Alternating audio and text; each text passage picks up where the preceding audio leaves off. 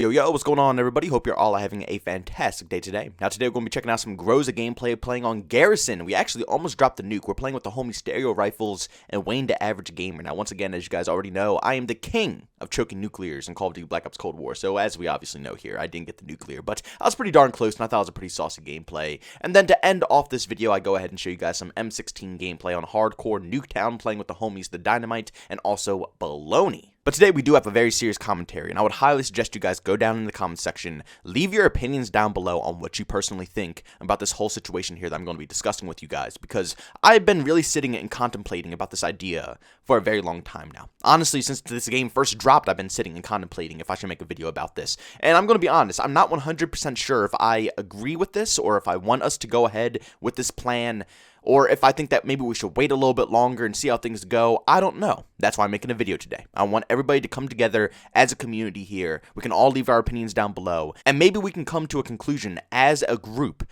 if we should go ahead with this method or if we shouldn't. But I seriously do think that because of the situations that we are running into as the Call of Duty community, not just skill-based matchmaking, even though that is a massive factor into what I want to go into this plan with, but because the games are being released like crap, they have no issue releasing unfinished titles to the community, still charging the full $6 price, still charging for DLC battle passes and stuff like that, and the game isn't even complete or ready to be shipped yet. It should be illegal, honestly, to be able to release a game that's not ready. That's literally one of the worst things that you could ever possibly think of from a AAA development team, to be able to go and steal money, basically. They're basically stealing money. Let's be honest here. They're releasing a product that's not ready to be released, and then they're telling you the full $6 price and stealing your money. That's like me making a music album that's supposed to have 10 songs on it, but instead, I'm going to give you 2 songs, and then promise you the rest of the album like 2 years later, but I'm still going to charge you the full price of the album. You know, I want all the money, but I'm going to, maybe I'll give you the rest of the songs a couple of years down the road. That's what they're doing here. They're giving you, like, not even half of the game, like a quarter of the video game that we're playing here with Black Ops Cold War. And we don't have the rest of the content. The rest of the content is being pushed back. They took it out of the game so they can have this quote-unquote free DLC drops that are going to be coming with each and every season, when in reality, all those maps should have already been in the game. But they're stripping it back from us and charging us full price for this title. But on top of that, the game is naturally broken. Completely broken, actually. The other day on stream, I got 3 different nuclears. I didn't get them, but I was very close to 3 different nuclears. The last nuclear, and by the way, if you guys haven't followed me over on Twitch already, I highly suggest doing so. I stream every single day besides Monday for about around like 4 or 5 hours. Depends on how I feel for the day, but the link to my stream is down in the description. But I go ahead and I stream this video game. I almost tap out on 3 nuclears. The last nuclear, I completely failed. That was my fault, you know. Like I said, I'm the choker of nuclears when it comes to Black Ops Cold War. It's just what I do. But when it came to the other 2 nuclears, I was really pissed, because both those nuclears, the game completely froze. Now, this is something that's been happening to me for a very long time, and I find it hilarious. I wonder if it's part of the skill-based matchmaking algorithm to protect the noobs, because I've noticed that the only times my game will lag up or it'll freeze is when I am doing good, when I'm having a good experience in the game, when I'm about to drop a nuclear, when I'm about to drop insane streaks on enemies. The game just says, nope, forget it. It kicks me straight back to the desktop. Like, really, are you serious? 2 nuclears this happened to me. When I was like 3-4 kills off from it. It was like a guaranteed nuclear. I was going to get it. I had my war machine, I had my harp, everything was good. Bam, game freezes. Every single time. Nobody else freezes. Nobody else lags out of the lobby. Just me. You can even go to their official Trello board, which I highly suggest you guys go in to check out. I will really try to remember to put the link in the description to the Trello board. If I don't, I really trust that you guys are going to remind me in the comment section to go ahead and put it in there so you guys can find it. But Infinity Ward did the same thing with Call of Duty Modern Warfare, and Treyarch is doing the same thing as well. They have a Trello board where they have all the bugs, all the glitches, all the issues that are going on in the game that they know about. So if Treyarch knows about the bugs and glitches, it's going to show up on this Trello board right here. It's going to tell you if it's being worked on, if it's already out, if it came out in the update or something like that, if it might take a little while. It's going to tell you on the Trello board. And even on this site, where it's known bugs and glitches that Treyarch knows about, it's still not everything that's going on in this title. It's 10 times the amount of bugs and glitches on this list that are actually in the game. And the sad thing is that Treyarch doesn't even know about all the horrifying broken glitches that are going on in this game. It's clear as day to me that the developers just simply don't have enough time to release games at this rate. Especially if they're going to, take away development teams like they did with Sledgehammer Games to force Infinity Ward and Treyarch to be even faster with the games. They're going to come out even worse. They simply don't have any time. But keep this in mind. Activision does not care if they have any time or if they don't have time. Their only concern is to make sure that Call of Duty releases on the same yearly schedule, so it comes out before the holidays, so people spend so much money to go ahead and buy this game for their kids who are complaining about it, or family members who enjoy Call of Duty or something like that, or boyfriends or girlfriends who enjoy games, or whatever situation is. Their goal is to make sure it comes out before holiday season, no matter what.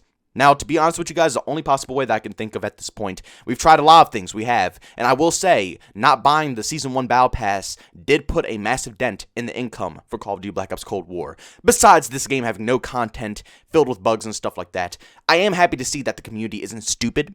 You know, people do notice that this game is glitched up, and even though me personally, I enjoy the title, I think it's a fun game down to its core, but nobody can deny the fact that it's a buggy, glitchy mess that has no content, and it proves by numbers that nobody's buying this game, because I just said that. No content, tons of glitches. Nobody's going to spend $60 on an incomplete game. So at least the community isn't that stupid, but I think our final step to make sure that Activision will no longer release incomplete video games with thick skill-based matchmaking, to make sure everybody's experience is absolutely awful, the only way around this is if we don't purchase Call of Duty 2021. Now, once again, like I said, I don't know how we're going to do this. I don't even know if I'm going to do this, because my channel revolves around Call of Duty.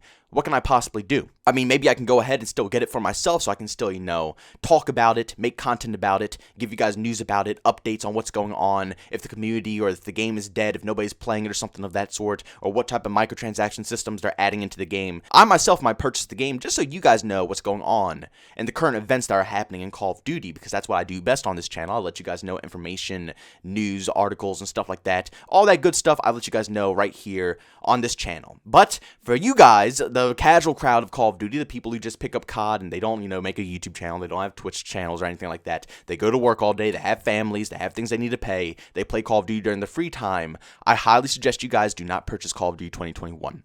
Like I said, Season 1 was a massive impact for Activision. They barely made any money off of this game compared to Call of Duty Modern Warfare, and that's already step one to making sure that this game is much better, because now the investors are going to see that it's a massive decrease in money that they're making from this game, and something's going to have to change. We don't know what's going to change, but something is 110% going to be changing in the future of Call of Duty, because it's not making as much money as it usually did. And if we can get a mass majority of the community to not purchase Call of Duty 2021, that would be even better. Because as you guys see, just simply by not buying microtransactions and battle passes, we made a massive dent. Now imagine if we don't buy microtransactions and battle passes, and on top of that, don't buy the game in general, it would be even more of a massive decrease in cash that they're making. And I do want to make this clear, I do not want to see the death of Call of Duty. This is one of my favorite games ever made in the whole world. As you can see right here, I'm still playing Cold War. Even though it's buggy, it's glitchy, no content, I'm still playing it because I just love COD, you know what I'm saying? I can go back and play, COD 4 or What at War, but there's just nothing to grind for, no content. At least in Cold War, there's a rank grind I can go for. For some of my friends, there's a camo grind to go for. There's new weapons and all this stuff out. It's a new game. It's a new COD game. I don't want to go and play anything else. Battlefield's a military sim almost. Arcadey style, of course, but not completely made for me. Rainbow Six Siege, very competitive. Valorant, very competitive. CSGO, very competitive. Call of Duty is a casual FPS game that just allows me to run around, try to go for as many gunfights as I can possibly go into, practice on my aiming, practice my tracking and stuff like that. It's a very simplistic, fun So clearly, I do not want to see it die. But I think that this is necessary, this is needed, because if we don't make a stand, if we don't force Activision to give the developers more time to create these games, Call of Duty will die regardless. It doesn't matter if we don't buy COD or not, Call of Duty will die. Because Activision's main priority right now is not to keep Call of Duty alive, but to milk it as much as they can until they can't milk it no more. And if that's the case, they don't care about the lifespan of this title. And for hardcore Call of Duty fans like us, that means we're in trouble. Our future is very dry. It means that we're not going to have any more Call of Duty games soon, because Activision is too busy pumping them out at such massive rates that the developers can't even keep up with the games anymore to make sure they're polished. And I guarantee you, Call of Duty 2021 is going to release completely incomplete. That's why I'm saying, don't purchase it.